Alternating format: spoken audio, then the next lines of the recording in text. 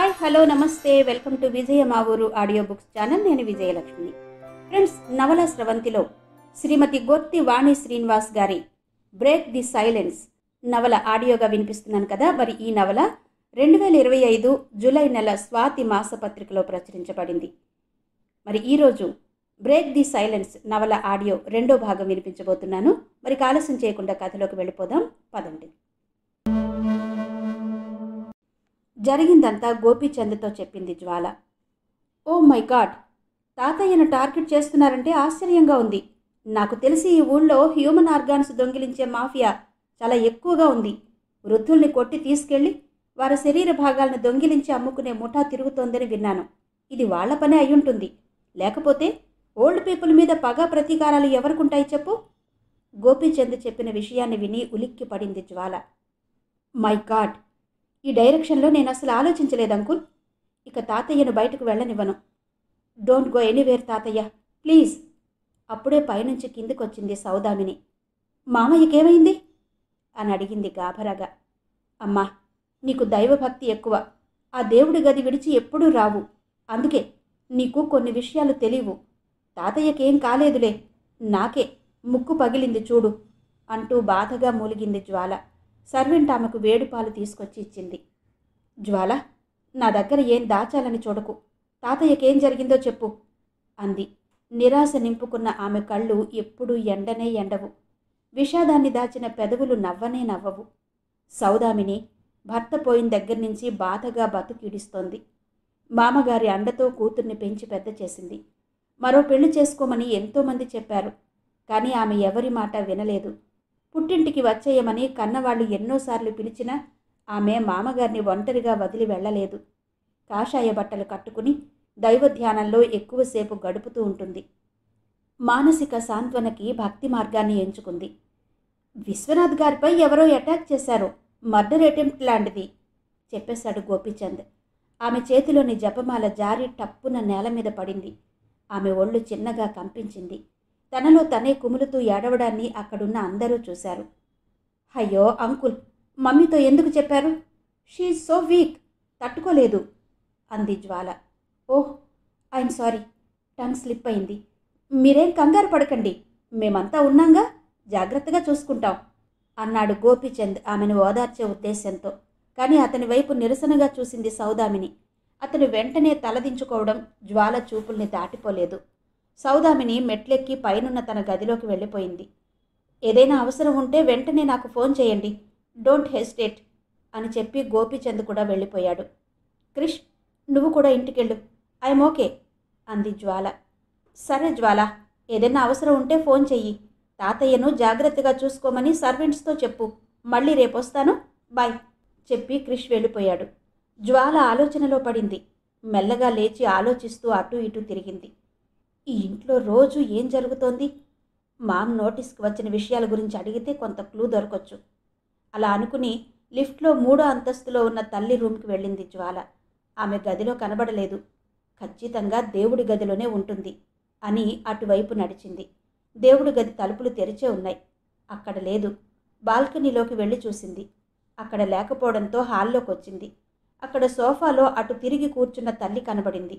ఆమె దగ్గరికి వెళ్ళేసరికి ఏవో మాటలు వినిపించాయి. నేను చెప్పింది చెయ్యకుండా ఎందుకొచ్చారు? నాకు కావాల్సింది చెయ్యకపోతే మీ మొహం కూడా నాకు చూపించొద్దని చెప్పానుగా. ఈరోజు ఏదో వంక పెట్టుకుని వచ్చారు. మరోసారి ఉత్తి చేతులతో వస్తే ఊరుకోను, మీ మాట వినను అని ఫోన్ ఆపేసి సోఫాలో పడేసి కళ్ళు మూసుకుంది సౌదామిని. ఆ మాటలు విన్న జ్వాలకి మతిపోయినట్టయింది. మమ్మీ ఎవరితో మాట్లాడుతోంది? ఈరోజు ఇంటికి వచ్చింది గోపీచంద్ అంకుల్ కదా. అంటే అమ్మ అంకుల్ ఫోన్లో మాట్లాడుకుంటారా? అతను ఉత్తి చేతులతో వచ్చాడా? అమ్మకి అసలేం కావాలి? ఆలోచిస్తూ తల్లి తనను చూడకుండా వెనక్కి వెళ్ళి డోర్ నాక్ చేసి, మమ్మీ లోపలికి రావచ్చా అని అడిగింది. సౌదామిని చీర కొంగుతో కళ్ళు తుడుచుకుని, రా బేబీ అంది. జ్వాల వెళ్ళి సోఫాలో తల్లి పక్కన కూర్చుంది. కుట్లు నొప్పిగా ఉన్నాయా అని ఆమె బుగ్గలు పట్టుకుని నిమురుతూ అడిగింది సౌదామిని. ఐఎమ్ ఓకే మామ్, నీ ఒళ్ళో పడుకుంటే అన్నీ తగ్గిపోతాయి అంది జ్వాల. రామ్మా అని ఒళ్ళో పడుకోబెట్టుకుంది సౌదామిని.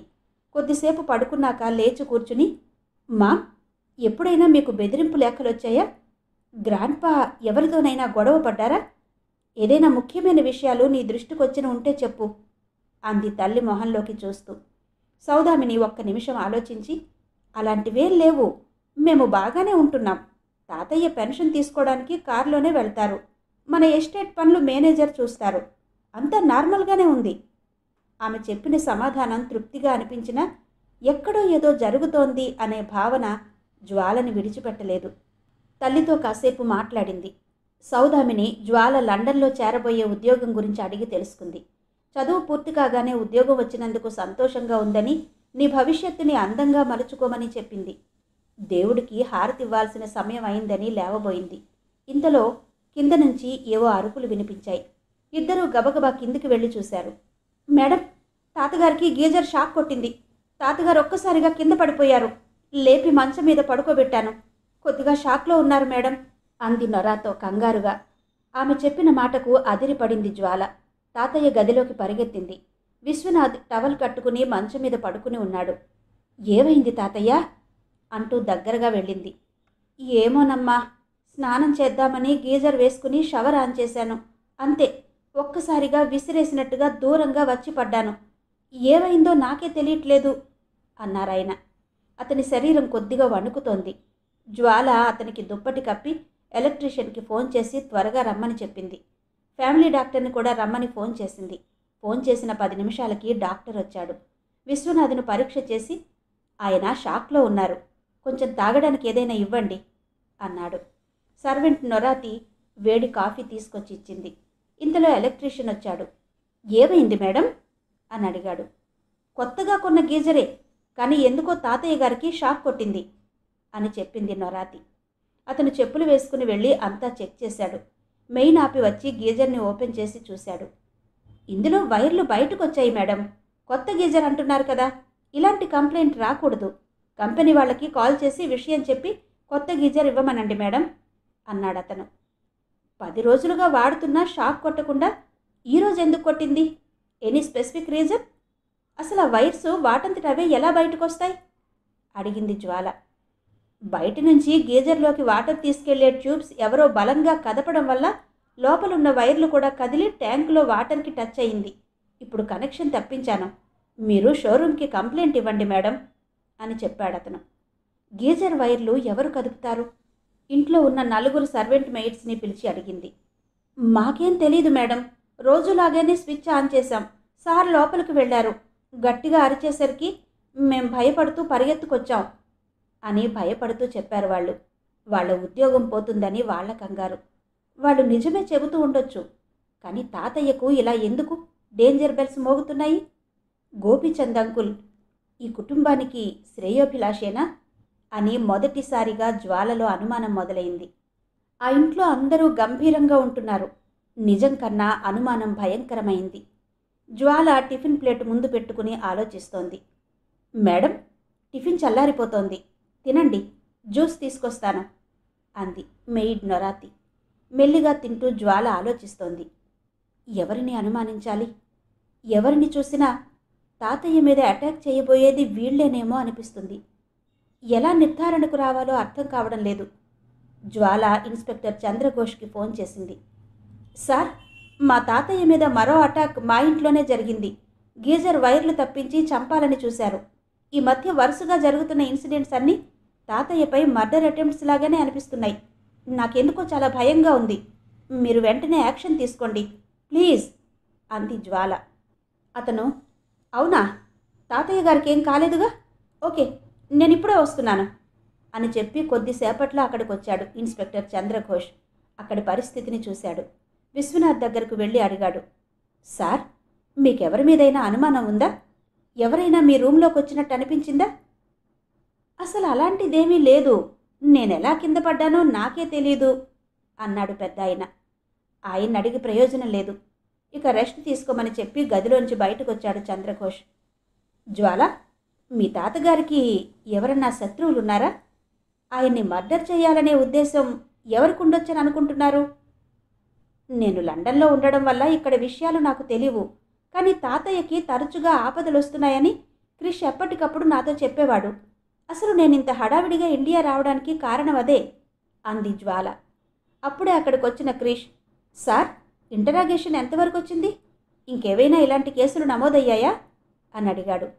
విశ్వనాథ్ గారి గురించి గత 10 రోజులుగా జరిగిన సంఘటనల గురించి చెప్పమంటే ఆమెకు ఐడియా లేదు అంటోంది. ఎక్కడో ఒక చోట కొస దొరికితేనే కదా కేసును మేము ముందుకు తీసుకెళ్లగలుగుతాం అన్నాడు చంద్రఘోష్. అసలు అలాంటి ఉద్దేశాలు ఎవరికుంటాయి? మేమొకళ్ళకి సహాయం చేయడమే గాని ఒకరి జోలికి వెళ్ళి ఇబ్బంది పెట్టేవాళ్ళం కాదు. ఎవరు మాపై పగబట్టారో తెలియట్లేదు అంది జ్వాల విచారంగా. అలాంటి భావనలు సైకోలకి మాత్రమే ఉంటాయి అన్నాడు క్రిష్. ఎస్, మానసిక సమస్యలతో బాధపడే వాళ్ళకి ఇలాంటి ఆలోచనలుంటాయి. బట్ వృద్ధులను టార్గెట్ చేస్తున్నారంటే దాని వెనుక ఏదో బలమైన కారణం ఉంటుంది. అపార్థాలు కావచ్చు, లేదా వాళ్ళ టార్గెట్ మిస్ అయి ఉండొచ్చు అన్నాడు చంద్రఘోష్. కానీ వృద్ధులను టార్గెట్ చేయడం దారుణం కదా అంది జ్వాల. జ్వాల, మీ తాతగారి ఆస్తి ఎవరి పేరు మీద ఉంది అని అడిగాడు చంద్రఘోష్. అలా ఎందుకు అడుగుతున్నారు సార్? ఆస్తుల విషయంలో విశ్వనాథ్ గారు చాలా జాగ్రత్తగా ఉంటారు. ఆయన జీనియస్ అన్నాడు క్రిష్.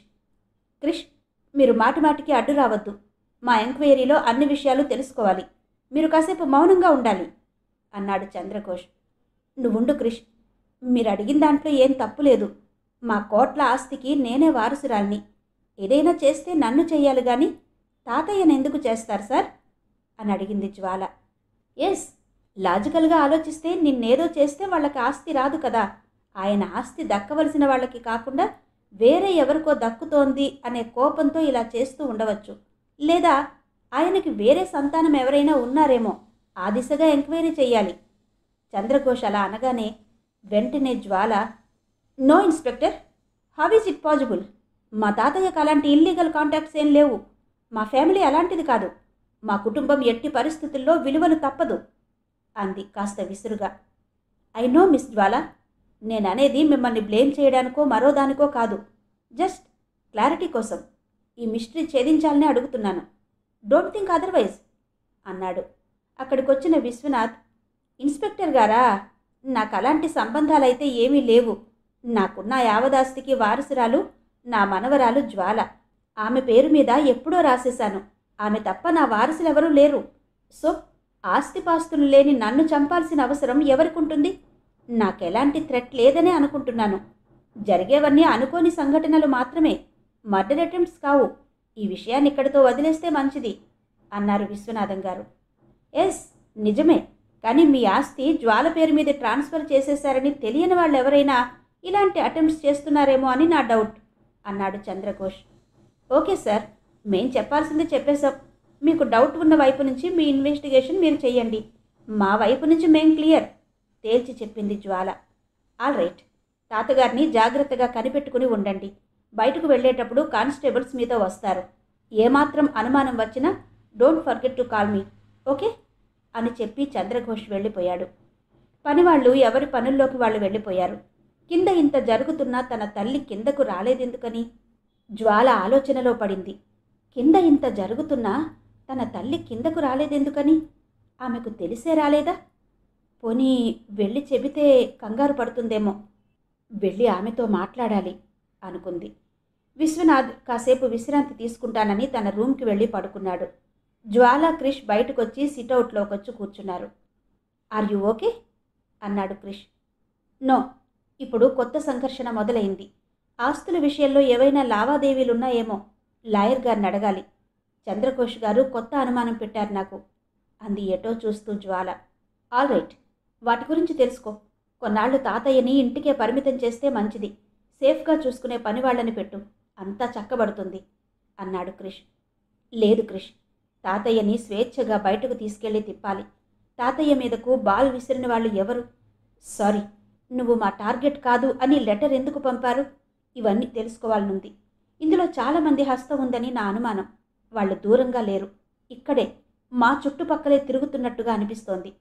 కనిపెట్టి తీరుతాను అంది జ్వాల. డోంట్ థింక్ టూ మచ్ జ్వాల.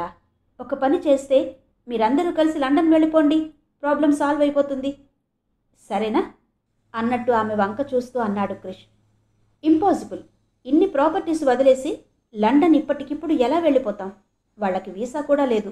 పోనీ ఎలాగోలా వెళ్ళినా వాళ్ళు 6 నెలల్లో తిరిగి ఇక్కడికి రావాల్సిందే. నేను 2-3 ఇయర్స్ అక్కడ జాబ్ చేసి ఇండియా వచ్చి సెటిల్ అవుదామని అనుకుంటున్నాను. మాకున్న పెద్ద దిక్కు తాతయ్య ఒక్కరే. మామ్ను చూసావుగా, ఆవిడ డిఫరెంట్ వరల్డ్లో ఉంటుంది.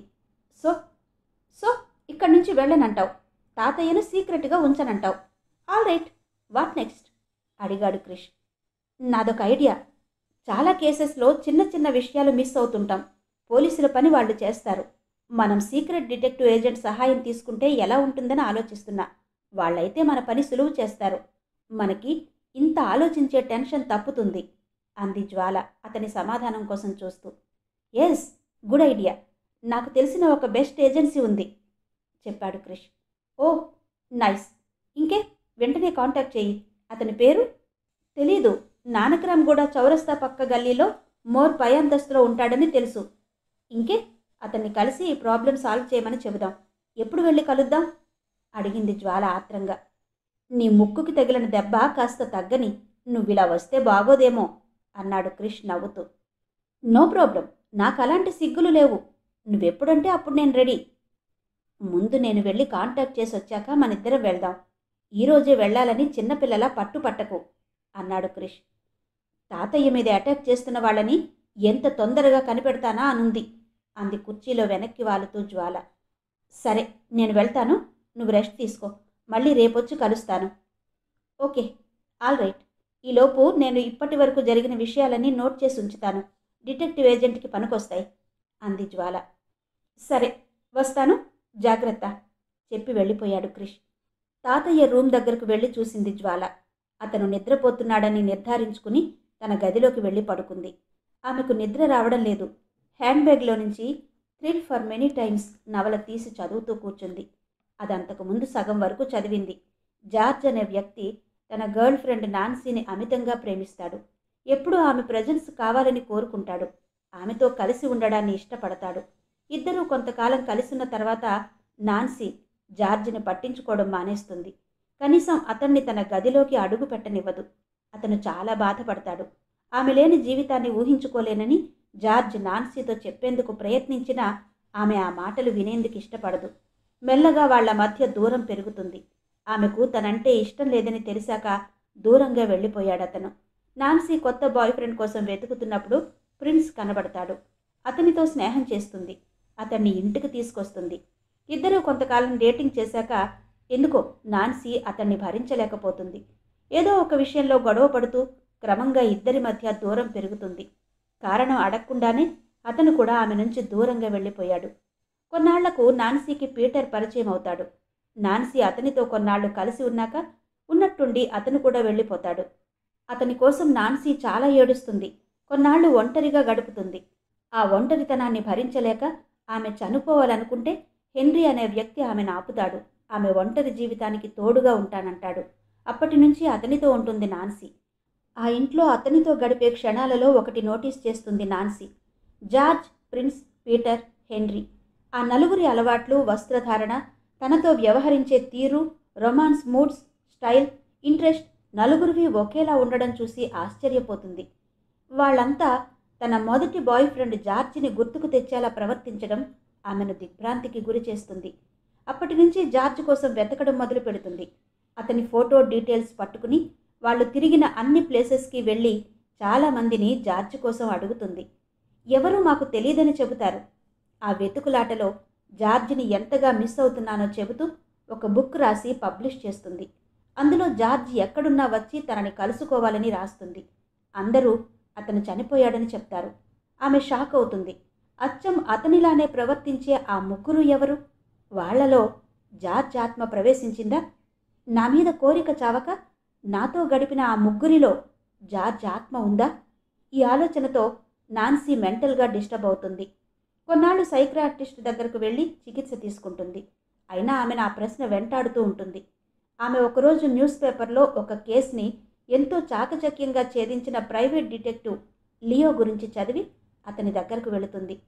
ఆమె తీవ్రమైన ఆవేదనతో తన జార్జ్ తనకు కావాలని హిస్టీరిక్గా అరుస్తూ చెబుతుంది.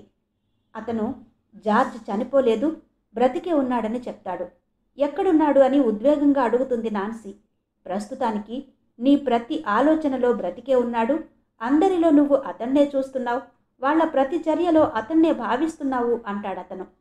నో, లేదు, జార్జ్ చేసే పనులు నాకు నచ్చవు, నేను అతన్ని హేట్ చేసి వదిలేశాను అని ఏడుస్తుంది నాన్సీ. అతనిలో నచ్చని గుణమేంటి అని అడుగుతాడు అతను. జార్జ్ నన్ను కిస్ చేస్తున్నప్పుడు నా ఫేస్ 60 డిగ్రీల వంపు తిప్పి 5 నిమిషాల పాటు కిస్ చేస్తాడు. నేను 1 మినిట్ చాలంటాను. ఆ విషయంలోనే మా ఇద్దరి మధ్య గొడవలు జరిగి అవి క్రమంగా పెరిగి వేరే విషయాల మీద ఎఫెక్ట్ పడి విడిపోయాం అని చెప్తుంది నాన్సీ. ప్రిన్స్ పీటర్ హెన్రీలను విడివిడిగా కలుస్తాడు లియో. మీరు జార్జ్లా ఎందుకు ప్రవర్తిస్తున్నారు అని అడుగుతాడు డిటెక్టివ్ లియో. వాళ్ళు చెప్పిన సమాధానాలు విని ఆశ్చర్యపోతాడు. ముగ్గురు ఒకే విషయం చెప్తారు. నాన్సీ తన ఫేస్ని 60 డిగ్రీల వంపు తిప్పి 5 మినిట్స్ పాటు ముద్దు పెట్టమంటుంది. తన ఇంట్లో తనకు నచ్చినట్టుగా ఉండమని చెబుతుంది. అవన్నీ ఆమె ఎక్స్ బాయ్ ఫ్రెండ్ జార్జ్ అలవాట్లని మాకు తెలియదు. ఆమె అతన్ని బాగా మిస్ అవుతోందనిపించి ఆమె నుంచి విడిపోయాం అని నలుగురు ఒకే విధంగా చెప్తారు. దాంతో నాన్సీ జార్జిని చాలా ఇష్టపడుతోందని అర్థం చేసుకుంటాడు లియో. ఇక జార్జిని వెతికే దిశగా లియో ఇన్వెస్టిగేషన్ మొదలు పెడతాడు. లియో ఉండే రూమ్ పైన ఒక 40 ఏళ్ల స్త్రీ ఉంటుంది. ఆమెకు ఒక చిన్న పాప ఉంటుంది. ఆమె తన బిడ్డను పోషించేందుకు రకరకాల పనులు చేస్తుంది. ఆమె లియోని ఆత్మీయుడిగా చూస్తుంది. ఒకరోజు అతనికి తనతో గడిపిన ఒక వ్యక్తి గురించి ఆసక్తికరమైన విషయం చెబుతుంది. అదేంటంటే అతను తనతో ఉన్నంతసేపు నాన్సీ అని పిలుస్తాడని, కిస్ చేసేటప్పుడు నీకు 5 మినిట్స్ కిస్ ఇష్టం లేకపోతే చెప్పు, నన్ను ద్వేషించి వెళ్ళిపోమ్మనకు నాన్సీ అంటాడని చెప్పింది. లియో అతన్ని చూడాలంటాడు. ఆమె జార్జిని ఇంటికి పిలుస్తుంది. అతను వస్తాడు. అక్కడ నాన్సీని చూసి ఆశ్చర్యపోతారు. ఇద్దరూ ప్రేమాలింగనం చేసుకుంటారు. మనసు విప్పి అన్ని విషయాలు మాట్లాడుకుంటారు. చిన్న విషయాలకు విడిపోతే లైఫ్ పాడైపోతుందని చెప్పి ఇద్దరినీ కలుపుతాడు లియో. అతను ఎంతో సునిశ్చితంగా ఆలోచించడం వల్ల ఇద్దరం కలిశామని లియోకి థ్యాంక్స్ చెప్తారిద్దరు. పుస్తకం చదవడం పూర్తి కాగానే పక్కన పెట్టింది జ్వాల. డిటెక్టివ్ నావెల్స్ చదువుతుంటే ఏదో కొత్త లోకంలోకి వెళ్ళినట్టు చిన్న విషయాల నుంచి వాస్తవాల్ని ఎలా తెలుసుకోవచ్చో అర్థమవుతుంది. ఇంతకీ తాతయ్యకి ప్రాణహాని ఎవరు కలిగిస్తున్నారు? లేదా ఎవరన్నా తన చుట్టూ పన్నిన వల? అయితే ఎవరు? జ్వాల ఆలోచనలు ముందు క్రిష్ మీదికి మళ్ళాయి. చాలా రోజులుగా అతనే ఇక్కడ విషయాల్ని వాట్సాప్ ద్వారా తెలియజేస్తూ వచ్చాడు. మెటా ఏఐతో కొన్ని విషయాలు సీక్రెట్గా డిస్కస్ చేసింది. ఆశ్చర్యకరంగా తను అడిగిన విషయాలకు సంబంధించిన పాపప్స్ యూట్యూబ్లో రావడం గుర్తించింది.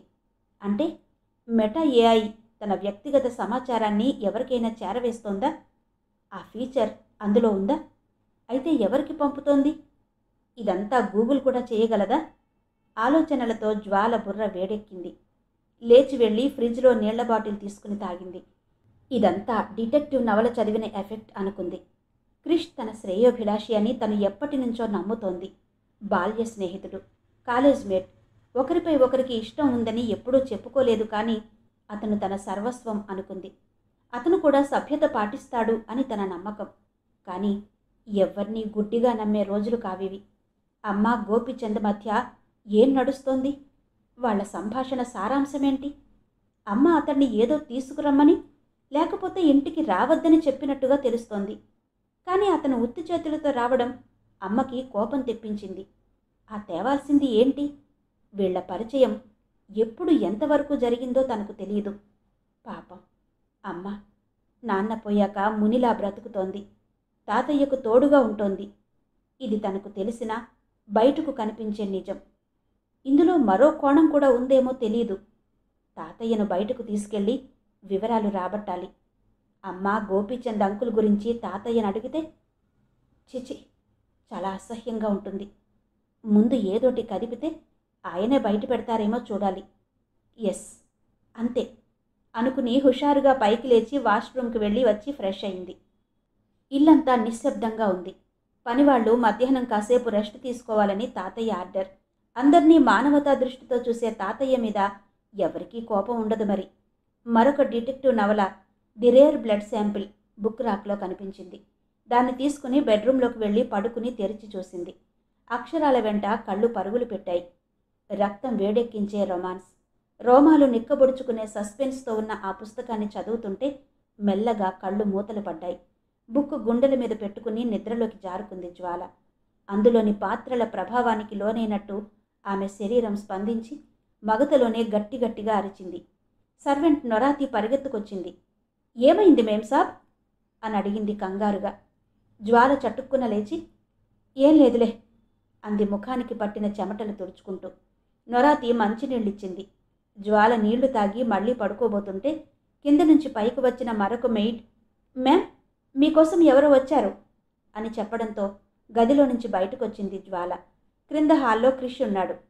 హాయ్ క్రిష్, ఇంటికెళ్తానన్నా వెళ్ళలేదా? భోజనం చేద్దువుగాన్రా అంది పైనుంచి మెట్లు దిగుతూ. అతి ముఖ్యమైన వ్యక్తిని తీసుకొచ్చాను చూడు అని అతని వెనక ఉన్న అతన్ని చూపించాడు క్రిష్. అతన్ని పరీక్షగా చూసి కెవ్వుమని అరిచి, ఇతన్నే నేను అక్కడ చూశాను, ఇతనే అని అరిచింది. క్రిష్ కంగుతున్నాడు. ఆమె చేతిలోని డిటెక్టివ్ నవల వైపు చూస్తూ, ముందు నువ్వు అవి చదవడం మానే, నువ్వు భయపడి అరిచి మమ్మల్ని భయపెట్టకు అన్నాడు. ఆమె క్రిష్ పక్కనున్న వ్యక్తి వంక అనుమానంగా చూస్తూ కిందికొచ్చింది. నిన్నెక్కడో చూసినట్టుగా ఉంది, పార్కులో చెట్టు చాటున కనపడిన వ్యక్తి ఇతనే అనుకుంటా అంది. జ్వాల, ఊరికే కంగారు పడకు, ఇలా వచ్చి కూర్చో, ఇతన్ని సరిగ్గా చూసి చెప్పు, నువ్వు చూసింది ఇతన్నేనా? ఆమెను సోఫాలో కూర్చోబెట్టి అడిగాడు క్రిష్. జ్వాల ఆ వ్యక్తి వంక అనుమానంగా చూస్తూ, పార్క్ దగ్గర నా ముక్కుకి దెబ్బ తగిలిన బాధలో మైకం కమ్ముతున్నప్పుడు చెట్టు చాటున ఒక వ్యక్తి నిలబడి తొంగి చూడడం నేను చూశాను. ఎందుకో ఇతన్ని చూడగానే ఆ మొహం గుర్తొచ్చింది, సారీ అంది నొప్పెడుతున్న ముక్కుని చేత్తో పట్టుకుని ఆ వ్యక్తి వంక పరిశీలనగా చూస్తూ. క్రిష్ అతనికి సారీ చెప్పి కూర్చోమన్నాడు. అతను జ్వాల దగ్గరగా వచ్చి, నన్ను పరిశీలనగా చూసి చెప్పండి, నేను హంతకుడిలా ఉన్నానా అన్నాడు. మీరు హంతకుడని నేనన్నానా? పార్క్లో తాతయ్య మీదకి బాల్ వచ్చి నాకు తగిలినప్పుడు దూరంగా ఒక వ్యక్తిని చూశాను. అది మీరా కాదా అని నా కన్ఫ్యూజన్. మీరక్కడికొచ్చారా అని అడిగింది జ్వాల. అందర్నీ అనుమానించడం అంత కరెక్ట్ కాదు జ్వాల అన్నాడు క్రిష్ మందలిస్తున్నట్టుగా. మీరాగండి క్రిష్, ఆవిడ నన్ను చూసిన మాట నిజం. నిన్న పార్క్లో ఫుట్పాత్ మీద ఆవిడ వాకింగ్కి వెళుతున్నప్పుడు ఒక బాల్ వేగంగా వచ్చి పక్కన పడ్డప్పుడు రెండవ బాల్ వచ్చి ఆమె ముక్కుకి తగలడం నేను చూశాను. ఆవిడ కూడా నన్ను చూశారు. యామ్ ఐ రైట్ అన్నాడు అతను. కరెక్ట్గా చెప్పారు. అక్కడొక మనిషి ఉన్నాడని చెప్పాను కదా, ఇతనో కాదో చెప్పలేనంత గందరగోళంగా ఉంది అంది జ్వాల. అప్పుడు నేను అక్కడే ఉన్నాను, కానీ మీరు అనుకున్నట్టుగా నేను నేరగాణ్ణి కాదు, నేను పాదచారిగానే వచ్చాను అన్నాడు కాస్త కోపంగా. ఇతన్ని ఇక్కడికి ఎందుకు తీసుకొచ్చావు క్రిష్? అతని వైపు అదోలా చూస్తూ అడిగింది జ్వాల. అసలు మీరు నన్ను ఇక్కడికి ఎందుకు తీసుకొచ్చారు అన్నాడు అతను లేచి వెళ్ళబోతూ. ఇద్దరూ కొంచెంసేపు ఆగండి, ముందు ఒకరినొకరికి పరిచయం చేస్తాను. ఈమె జ్వాల, నా స్నేహితురాలు. ఇతను ప్రైవేట్ డిటెక్టివ్ లేక్ అని చెప్పాడు Krish. Oh, nice to meet you mister Lake. Sorry, ఏమనుకోకండి, నేను మిమ్మల్ని నిన్న పార్క్లో చూశాననిపించింది, అందుకే మిమ్మల్ని చూడగానే అలా అడిగాను అంది జ్వాల. చెప్పిందే చెప్పకు జ్వాల, అంత వివరంగా మాట్లాడుకుందాం. ముందు ఈ డ్రింక్ తాగి చల్లబడండి అని నొరాతి తీసుకొచ్చిన డ్రింక్ అందించాడు క్రిష్. బై ది వే, ఇతన్ని ఇక్కడికి ఎందుకు తీసుకొచ్చావు? ఇతను ఆఫీస్కి వెళ్ళి కలిసేవాళ్ళం కదా అంది జ్వాల. మీకు ఒంట్లో బాగాలేదు కదా, మిమ్మల్ని ఇబ్బంది పెట్టడం ఎందుకని నేనే వస్తానని చెప్పాను. ఇన్ఫ్యాక్ట్ ఇందులో నా స్వార్థం కూడా ఉంది. ఐ మీన్, ఈ కేసు విషయంలో నా ఇంట్రెస్ట్ కూడా ఉందని అంటున్నాను అన్నాడు లేక్. మీకు కూడా ఈ కేసు మీద అంత ఇంట్రెస్ట్ దేనికి అడిగింది జ్వాల. నేను 3 రోజుల క్రితం మీ తాతగారు వెళ్ళిన పార్కుకి వెళ్ళాను. కాస్త ముందుగా వెళితే అక్కడ ఒక చిన్న గుంట కనబడింది. దాని మీద కొద్దిగా గడ్డి కప్పి ఉంది. అటుగా మీ తాతగారు వస్తుండడం నేను గమనించాను. ఆయన ఆ గుంటను చూసి పక్క నుంచి వెళతారనే అనుకున్నాను. కానీ ఆయన చూసుకోకుండా అందులో అడుగు వేయబోతుండగా ఒక ముసుగు కప్పుకున్న వ్యక్తి వచ్చి ఆయన్ని పక్కకు లాగడం వల్ల ఆయన సేవ్ అయ్యారు. ఆ వ్యక్తి మెరుపులా వచ్చి అంతే వేగంతో చెట్లలోకి మాయమవడం ఆశ్చర్యం కలిగించింది అన్నాడు లేక్. తాతయ్య నాతో ఆ విషయం చెప్పనేలేదే. ఆ వ్యక్తి ఎవరో నిన్న కూడా తాతయ్యను సేవ్ చేసేందుకు వచ్చారు. ఆ రోజు మీరు అక్కడికి ఎందుకు వెళ్ళారు లేక్? ఎనీ స్పెసిఫిక్ రీజన్ అడిగింది జ్వాల. మొన్న నా దగ్గరకు ఒక వ్యక్తి వచ్చాడు. ఆయన భార్య వల్ల వాళ్ళ నాన్నగారికి ప్రాణహాని ఉందని, ఆవిడ ఆయన్ని మర్డర్ చేయించాలని చూస్తోందని, ఎలాగైనా ఆవిడ్ని రెడ్ హ్యాండెడ్గా పట్టుకోవాలని కోరాడు. ఆమె ఆ అటెంప్ట్ చేయిస్తున్నట్టు రుజువేంటని అడిగాను నేను. అతని తండ్రి విషయంలో భార్య అతనితో రోజు గొడవ పడడం అనుమానాలకు తావిస్తోందని చెప్పాడు అతను. వాళ్ళ నాన్నగారికి చాలాసార్లు యాక్సిడెంట్స్ అయ్యాయట, కానీ కొద్ది దెబ్బలతో తప్పించుకున్నారట. అందుకే నన్ను రహస్యంగా కనిపెట్టమని అడిగాడు. సో ఏంటి మీ కంక్లూజన్ అడిగింది జ్వాల. ఎవరో మర్డర్ అటెంప్ట్ చేస్తుంటే ఎవరో కాపాడాలని చూస్తున్నట్టు అనిపిస్తోంది చెప్పాడు లేక్. అతను ఆ పార్క్కే వస్తాడని అంత నమ్మకమేంటి అడిగింది జ్వాల. నా క్లయింట్ చెప్పిన డీటెయిల్స్ బట్టి వాళ్ళ నాన్న నడిచే ఆ పార్క్ మీదే దృష్టి పెట్టాను. మరి ఏదైనా క్లూ దొరికిందా? ఇప్పటి వరకు దొరకలేదు. అయితే నా దగ్గరకు వచ్చిన వాళ్ళు బెంగళూరు వెళ్ళిపోయారు. సో ఆ కేసు పెండింగ్లో ఉంది. క్రిష్ వచ్చి మీ తాతయ్య గారి గురించి నాతో చెప్పినప్పుడు ఆశ్చర్యపోయాను. సరిగ్గా అలాగే జరగడం వింతగా ఉంది. లేక్ చెప్పడం ఆపాడు. వెనక ఏదో చప్పుడైనట్టు అనిపించి వెనక్కి తిరిగారు ముగ్గురు. అక్కడ గోపీచంద్ ఉన్నాడు. ఎప్పుడొచ్చారు అంకుల్ అంది జ్వాల. జస్ట్ ఇప్పుడే అని వాళ్ళ దగ్గరకొచ్చి కూర్చున్నాడు అతను. అతను ఒకప్పుడు వాళ్ళ ఫ్యామిలీ డాక్టర్. గత కొంతకాలంగా ప్రాక్టీస్ మానేశాడు. మెడికల్ కళాశాలలో వారానికి 2 లెక్చర్స్ ఇస్తున్నాడు. అతనికి నా అనేవాళ్ళు ఎవరూ లేరని బాధపడుతుంటాడు. విశ్వనాథ్ దగ్గరకు వచ్చిపోతూ ఉంటాడు. తాతయ్య ఎలా ఉన్నారు అడిగాడు గోపీచంద్ లోపలికి తొంగి చూస్తూ. తాతయ్య రూంలోకి వెళ్ళి చూడండి, ఆయన లేచి ఉంటారు. నొరాతి, తాతయ్యకి అంకుల్కి కాఫీ ఇవ్వు అంది జ్వాల. మీరేదో సీరియస్ డిస్కషన్లో ఉన్నట్టున్నారు. ప్లీజ్ క్యారీ ఆన్ అని విశ్వనాథ్ రూంలోకి వెళుతుంటే పైనుంచి చూస్తున్న సౌదామిని వంక ఒక్క క్షణం చూసి తల వంచుకుని విశ్వనాథ్ గదిలోకి వెళ్ళిపోవడం జ్వాల చూసింది. భూమి బద్దలవుతున్నా పట్టించుకొని తన తల్లి గోపీచంద్ అంకుల్ రాగానే బయటకొచ్చేదెందుకు? అతనిని అర్థిస్తున్నట్టుగా ఉంటాయామె కళ్ళు. అతను మన్నించమన్నట్టుగా తల వంచుకుంటాడు. ఏం జరుగుతోంది? ఆలోచనలో పడింది జ్వాల. బ్రేక్ ది సైలెన్స్ శ్రీమతి గొత్తి వాణి శ్రీనివాస్ గారి నవల ఆడియో 2వ భాగం విన్నారు కదా. మిగిలిన కథ తర్వాతి భాగంలో వినిపిస్తాను. అంతవరకు సెలవు. నమస్తే.